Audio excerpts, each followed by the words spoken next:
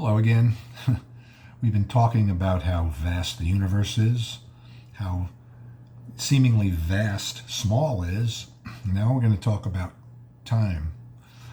Now, first, before I go on, I just want to thank you for stopping back in again. And it was Stephen Hawking I was trying to think of, the physicist who was confined to a wheelchair that just passed away recently. He's just having a senior moment there. So sorry about that. In any event,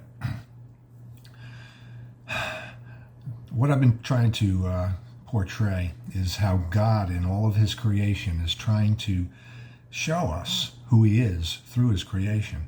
He being the eternal being, he being the timeless spirit, as it were, has shown how large the universe is, like we talked about before. He's talked about how small things can be as you look into the subatomic particles.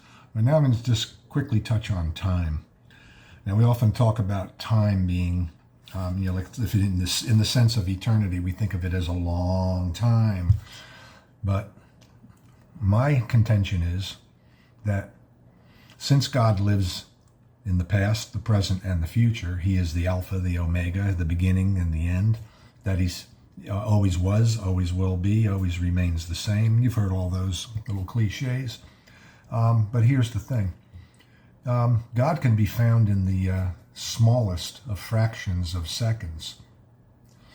In fact, Psalm 46:10 says that, "Be still and know that I am God." I guess what he's trying to get at here is that time stands still when we're in communion with the Lord. I'm only just touching the surface of what I discuss in a chapter that I have entitled Finite Time. But I also draw upon the fact that the Lord in his creation sets his signature on his paintings, his sculptures, his artwork. This kind of goes to the DNA. Like that's how the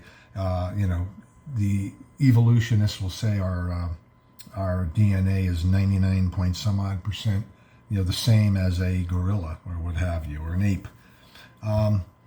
But no one ever stops to consider the fact that if a painting were found, let's just say it was uncovered from some rubble from even World War II, where perhaps the Nazis were hiding some masterpieces that they stole from the Jews, and there was no, let's just say the signature was either non-existent there or it was rubbed off, but they knew this was the work of some artist. And expert artisans, people who trade in paintings and so forth, can look at a painting, see the style, see the strokes, see the certain aspects of the painting that would lead them to confirm that, well, this one was painted by Rembrandt, or that one was painted by Van Gogh. God does the same thing. Our DNA is no different than the signature. He is life, by the way. DNA is the life string of all beings. That we all get all our traits from that and are passed along, and that is life, basically. God is life, among other things. He's so many different he has so many different characteristics, being love and truth and so forth, but he's life. Jesus even said, "I am the way." I said previous video that Jesus is the only way to God, to commune with God, to have a one-on-one with the creator of the universe. He's the way. He's the truth. He basically is God's mouthpiece. He said he did nothing that the Father didn't instruct him to do. And he's the life.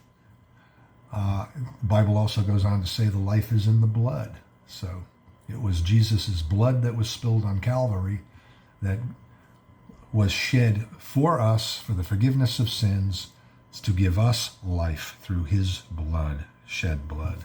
But that's another story. We'll get to that. I was talking about time in this. Now, time can be reduced down to many, many, many, many fractions of a second and so forth. In fact, this chapter will go on to say that there were certain German physicists that ran, scientists at Goethe University in Germany that published a study that measured the time it takes for one photon of light to cross a hydrogen molecule. How they figured all that out, I have no clue. But anyway, it took supposedly what they determined to be 247 zeptoseconds, which was the shortest span of time ever accurately recorded, which basically whittles down to a trillionth of a billionth of a second. So what I'm saying is, we think of eternity as time in expansion. It's like, it was a start. There'll be, who knows where the start was, but there was a start, and there will be an end to time, who knows when that will come. But that time goes along in a lateral motion from the past to the future. But if you look at time inside the fractions of a second, there's almost like an infinite number of divisions again, just like as we determined with the atom, that it just keeps getting divided, subdivided, and so on and so on and so on. And there's your eternity again. And my point is that God, who created all this, lives outside of all that, so that time cannot be pinned on God. Time, space, matter, 3 dimensions, this cannot be pinned on him, although he is perfectly capable of entering in and out of our time-space continuum thing. Now, again, like his DNA, which is a signature of his magnificent handiwork, so are our fingerprints. You can't see my fingerprints with this camera, but we all have them, and they're all different. Every single fingerprint of every single human being that ever walked the face of the earth has a different set of fingerprints, which again indicates another signature of the eternal God himself, leaving his trace evidence that he exists in a realm that is beyond our comprehension.